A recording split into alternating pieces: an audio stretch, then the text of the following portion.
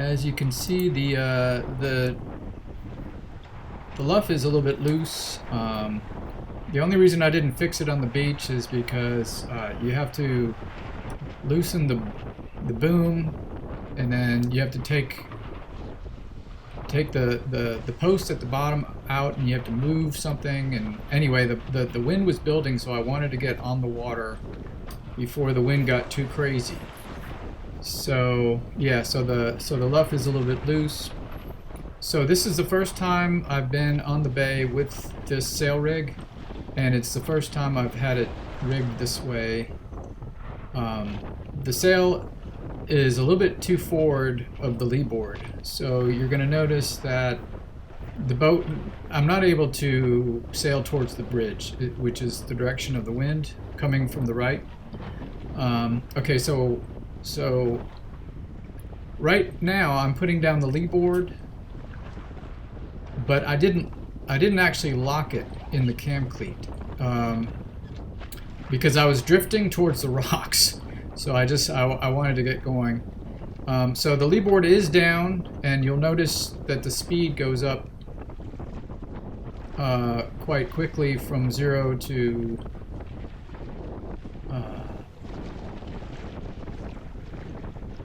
I think it goes all the way to 8 miles an hour. Yep, here we go. So here I am. I'm going slightly into the wind, 7 to 8 miles an hour. And at some point, the board hits something, or it ends up rotating backwards. And as you can see, from this point forward, I never get back up to 7 or 8 miles an hour. And I think it's because my leeboard had just popped up. There's a bunch of crab traps, and there was rocks and low coverage, and it was shallow. Anyway, so now I'm only going 6 miles an hour, and there's more pressure on that skimmer. As you can see, the skimmer just is underwater right now, and even when the skimmers go underwater, it still produces lift. But because my leeboard is not down, it's putting more pressure on the skimmer. And you can see the waves. The waves are pretty big that day. I would say, I don't know, 3 feet maybe, close to a meter at certain points. All right, yeah, that's all right. So at this point, I don't know that the leeboard is not down, and yeah, the skimmer is it's not riding on the surface like it should be.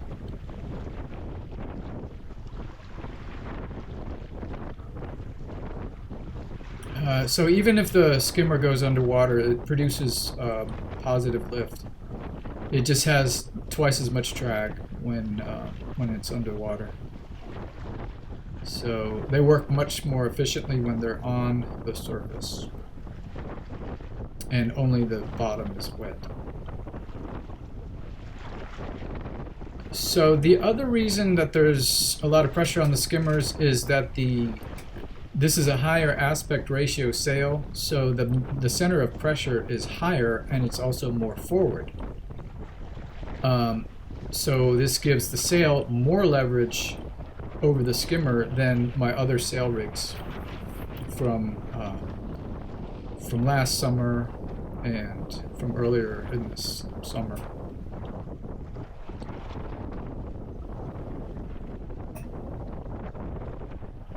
All right, at this point, I'm trying to figure out, like, am I going to get stuck downwind?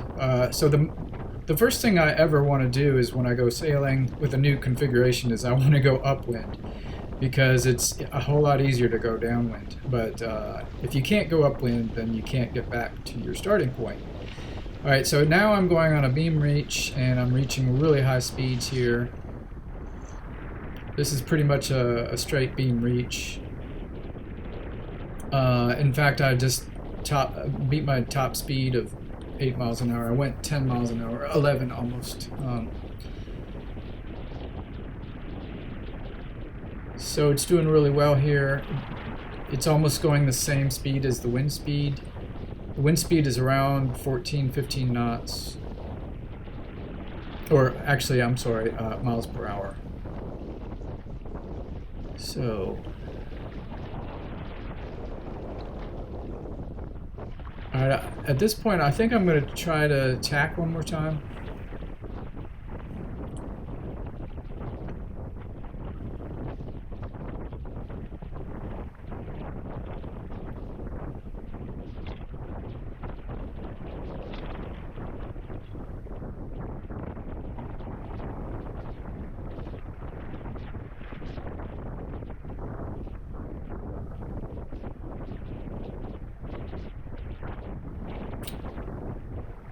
So the other reason that I sailed in the waves like this is I wanted to see if any water was going to go over the front of the boat, over the gunnels, and flood the hull. Because in fact, I was intending on crossing the entire bay that day, but because of the imbalance with the sail being in front of the leeboard, I decided not to do that, and that was a good call.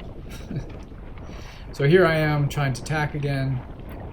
I think it's on the second attempt to tack that I realized the leeboard wasn't down.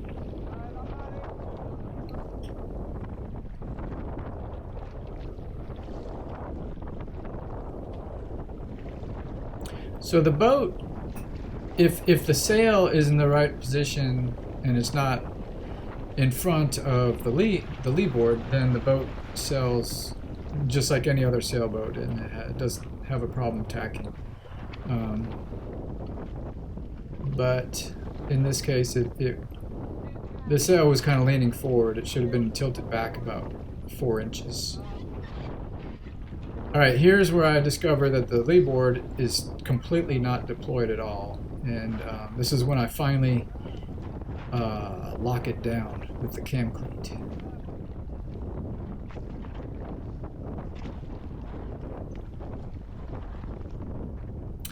Also, the rudder at this point is not all the way down. It's angled down about 30 degrees, and I can't see the rudder because of where I'm sitting. The only way I can tell if it's all the way down is if I crawled it back. And so that's another reason. Here I am attempting to tack for a third time, and I got a lot closer, but I wasn't able to tack. So you can see the waves here. They're pretty big.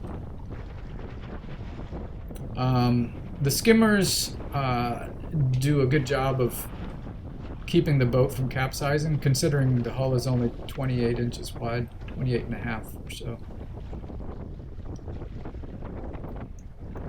Alright, this is where I decide just to go beam reach again and forget about tacking into the wind, knowing that the sail balance is just not right. And at one point here, I thought I was going to hit that lighthouse right about there.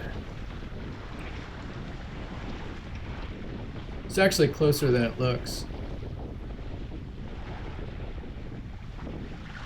Alright, this is when I know that I don't want to go downwind very far because I might not make it to the beach, so I'm going to gybe. I know I can gybe. I can't tack, but I can gybe. You can always gybe. Alright, I'm just waiting for the wind to lull so that it's not going to be so violent, but the wind is not lulling, so here's the gybe. Luckily the boom is way up high. Definitely don't want a low boom in this kind of wind. Alright, again, now I have to go slightly into the wind to get back to the beach, and it's going to be slow going because of the imbalance, and also because my rudder is not completely down. It's only 30 degrees down. So, yeah, I'm not going to be able to go top speed. I could. Top speed for this boat is actually closer to 12 miles an hour tacking into the wind. So a wingman, if the sail is balanced properly, can hydroplane upwind and downwind. And right now I'm not really hydroplaning. I'm just it's at this point it's just keeping me from tipping over, but it's not really, the skimmer is not really increasing my speed. It's right now it's just keeping me from capsizing. But anytime the skimmer is not skimming, it's just keeping you from capsizing and not really improving your speed. And then at some point, oh yeah, here this is when I realized that the rudder is not down all the way. I think, I don't know how I noticed, but I noticed somehow, maybe. All right, so now the rudder is locked, and at this point I've drifted downwind a little bit, so now I have to go a little bit higher, tighter to the wind, which is difficult when the sail is too far forward. But I get here, I'm going 7 miles an hour, so that's because my rudder is down, and I have a little bit more lateral resistance.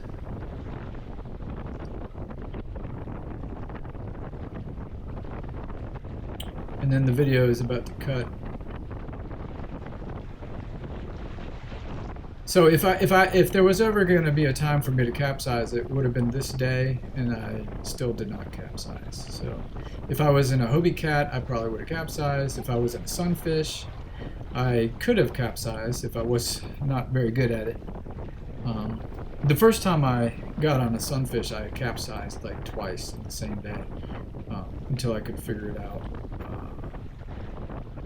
But anyway, so that's that.